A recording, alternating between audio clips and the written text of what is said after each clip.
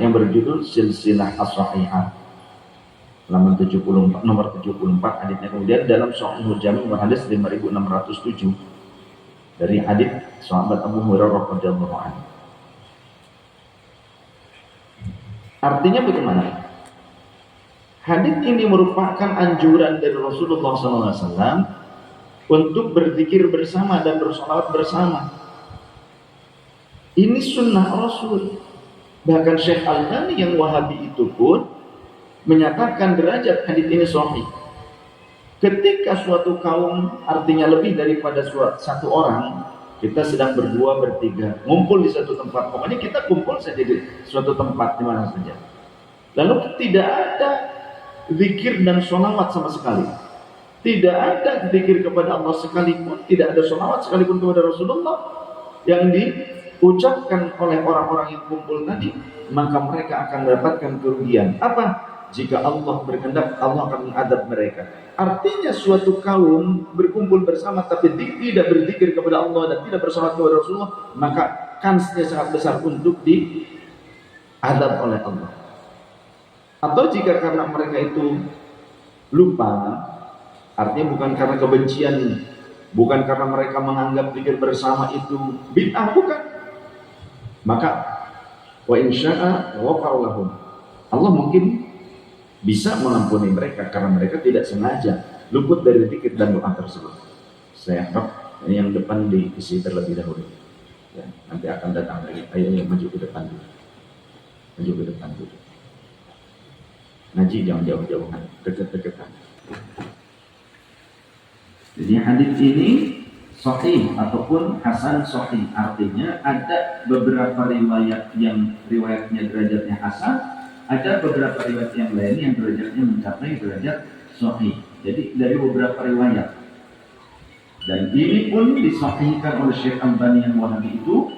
Tapi kenapa anehnya orang Wahabi mengingkari adanya zikir dan sholawat bersama? Nah, ini yang ingin saya sampaikan. Kenapa orang Wahabi mengingkari tentang kesunnahannya zikir bersama dan bersolawat bersama? Padahal Syekh Al-Albani Wahabi ternyata justru dia mensahihkan derajat hadis ini, tapi Syekh Al-Albani sendiri itu membid'ahkan zikir bersama dan juga sholawat bersama. Karena nih, satu sisi riwayat hadisnya sahih, tapi di sisi lain amal yang dilakukan oleh orang-orang Ahlus Sunnah dianggap bid'ah. Kenapa demikian?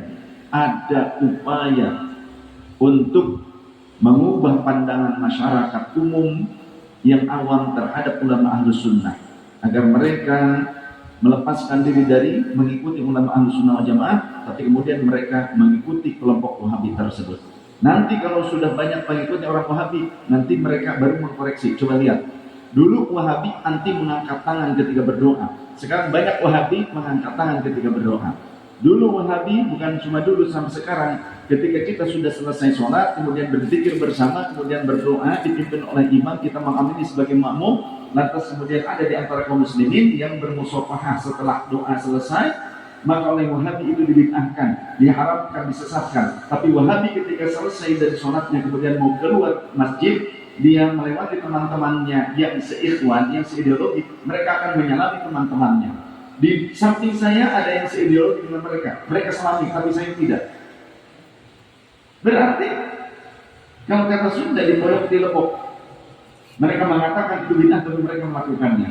Jadi kalau hal itu dilakukan oleh kita, orang-orang Ahlus Sunnah wal Jamaah, mereka katakan bid'ah, tapi kalau mereka yang melakukannya itu ngeunah, alias enak, ngeunah itu enak. Buat mereka tidak bid'ah. Bid'ah itu kalau dilakukan oleh kita, ya. Karena apa?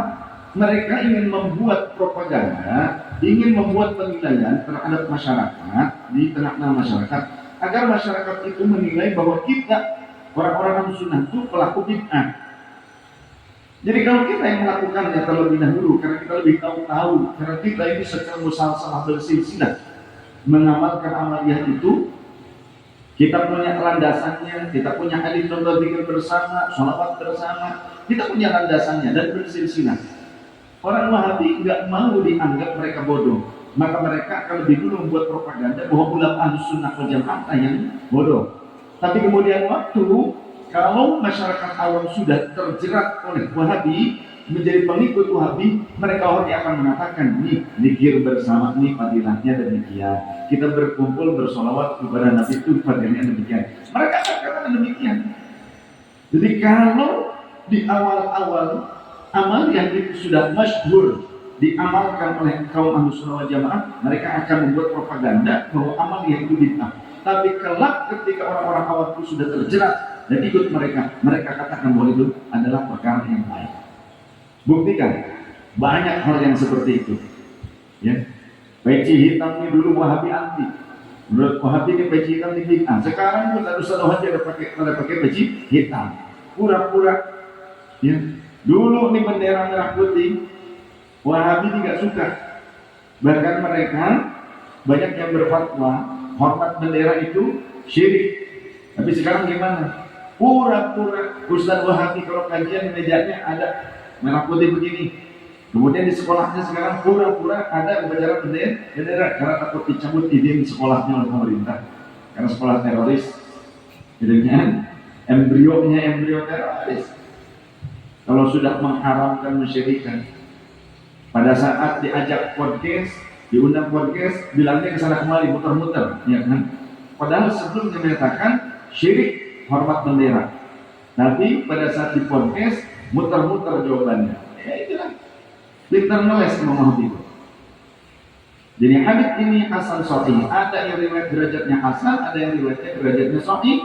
Di mana ini adalah anjuran untuk berzikir bersama dan bersolawat bersama. Kata Rasul, "Majalasa qaumun majlisan lam yadhkurullaha ta'ala fihi wa lam yusallu 'ala nabiyyihim illa kana 'alaihim tiratun." Tadi ya, benar itu tulisannya. Tiratun. Bacanya begitu. Roknya tanpa tasydid. Tiratun. Fa in syaa'a adzabahu wa in syaa'a ghafara lahu.